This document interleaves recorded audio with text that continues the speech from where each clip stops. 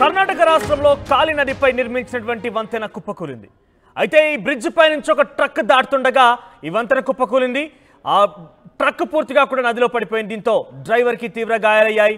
పోలీసులు ఈ సంఘటనా స్థలానికి చేరుకొని డ్రైవర్ను రక్షించారు. అయితే ఈ బ్రిడ్జ్ కుప్పకూలడంతో గోవా కర్ణాటకల మధ్యనటువంటి ఈ రాకపోకలు పూర్తిగా నిలిచిపోయాయి. మీరు చూస్తున్నారు కాళీ నది పైన నిర్మించినటువంటి ఆ బ్రిడ్జ్ గోవా కర్ణాటక రాష్ట్రాలకు కూడా ఆ రహదారిగా ఉంటుంది. అయితే ఈ నేపథ్యంలో ఒక ట్రక్ ఈ యొక్క బ్రిడ్జ్ పై నుంచి వెళ్తోంది. ఈ నేపథ్యంలోనే ఆ బ్రిడ్జ్ ఒక్కసారిగా కూలిపోయింది. ఆ ట్రక్ కూడా ఆ బ్రిడ్జ్లో పడిపోయింది. డ్రైవర్కి కొన్ని గాయాలయ్యాయి. పోలీసులు ఆ డ్రైవర్ రక్షించారు. అయితే ట్రక్ ఇంకా ఆ నదిలోనే ఉంది. ఆ నదీ ప్రవాహంలోనే ట్రక్ చిక్కుకొని ఉంది. అయితే ఇది చాలా పురాతనమైనటువంటి బ్రిడ్జ్గా తెలుస్తోంది. సో ఏదేమైనా కూడా ఇరు రాష్ట్రాల మధ్య రాకపోకలు కొనసాగించేటువంటి బ్రిడ్జ్ కుప్పకూలిపోవడంతో గోవా కర్ణాటకల మధ్య రాకపోకలు నిలిచిపోయాయి. మీరు చూస్తున్న ఆర్టీవీ స్క్రీన్ పైన అక్కడ బ్రిడ్జ్ కుప్పకూలిపోయిన దృశ్యాలు మీరు చూస్తున్నారు. పూర్తిగా కింద నీళ్ళలో పడిపోయిన బ్రిడ్జ్ పూర్తిగా కూడా అక్కడికి చాలామంది వచ్చి ఆ బ్రిడ్జ్ని చూస్తున్నారు. సో అటువైపు ఇటువైపు ఇరువైపులా బ్రిడ్జ్ ఉంది. అటువైపు వెళ్ళే వారికి గోవైపుగా వెళ్ళే వారికి ఒక బ్రిడ్జ్ ఉంది. అటువైపు నుంచి ఇటు వచ్చే వారికి కూడా బ్రిడ్జ్ ఉన్నాయి. పక్కనే ఉన్నాయి రెండు కూడా. అయితే ఆ బ్రిడ్జ్ కూలిపోవడంతో ఇరు రాష్ట్రాల మధ్య ఉన్నటువంటి రాకపోకలు నిలిచిపోయాయి.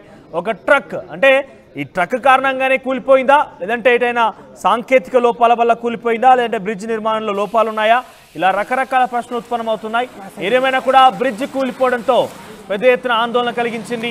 ఇంకా ఆ సమయంలో ఆ బ్రిడ్జ్ కూలిపోతున్న సమయంలో ఒక ట్రక్ ఉంది. ట్రక్లో డ్రైవర్కి కొంత గాయాలయ్యాయి. ఆ డ్రైవర్ని సురక్షితంగా పోలీసులు కాపాడారు. కానీ చాలా మంది కూడా ఆందోళన కలిగించింది. ఎందుకంటే ఒకవేళ కనుక నిజంగానే చాలా మంది ప్రయాణికులు కనుక ఆ బ్రిడ్జ్ గుండా ప్రయాణించిన ఇతరత్ర చిన్న వాహనాలు ప్యాసింజర్ వాహనాలు కనుక ఈ బ్రిడ్జ్ పై నుంచి ఆ సమయంలో కనుక వెళ్ళినా కూడా చాలా పెద్ద ప్రమాదమే ఉండేది. మీరు చూస్తున్నారు ఆ ట్రక్ని బయటకు తీసేటువంటి దృశ్యాలు మీకు కనబడుతున్నాయి. పడవ సహాయంతో ముందుగా ఆ బ్రిడ్జికి పూర్తిగా తాళ్ళని బిగించి ఆ యొక్క ట్రక్కి పూర్తిగా తాళ్ళని రోప్స్ని బిగించారు. ఆ తర్వాత కొన్ని జేసీబీల సహాయంతో బహుశా పైకి లాగారు. సో ప్రస్తుతం నిన్న సాయంత్రం జరిగింది ఈ ఘటన. రాత్రి చీకట్లో ఇక్కడ సహాయక చర్యలు చేపట్టారు.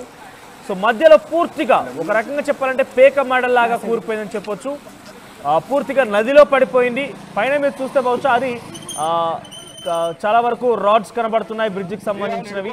తర్వాత పోల్స్, ఎలక్ట్రికల్ పోల్స్ కూడా, ఎందుకంటే ఎలక్ట్రిక్ సప్లై ఆ బ్రిడ్జ్ పై నుంచి వెళ్ళేటువంటి స్ట్రీట్ లైట్స్ కూడా ఉంటాయి కాబట్టి, ఆ మెయిన్ లైట్స్ కూడా ఉంటాయి కాబట్టి ఆ పోల్స్ కూడా విరిగిపోయి ఆ కరెంటు వైర్లు కూడా ఆ బ్రిడ్జ్ లో పడిపోయినటువంటి దృశ్యాలు మనం చూస్తున్నాం.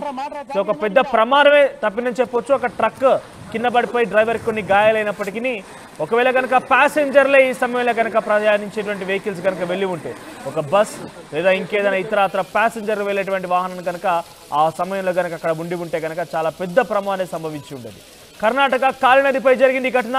కాళీ నదిపై నిర్మించినటువంటి ఆ బ్రిడ్జ్ ఒక్కసారిగా కుప్పకూలడంతో అందరు కూడా ఆందోళన కలిగించింది. ఒక ట్రక్ పైనుంచి వెళ్తుండగా ఈ యొక్క ఘటన జరిగింది. ఈ ఘటనలో ట్రక్ కూడా నీళ్ళలో పడిపోయింది.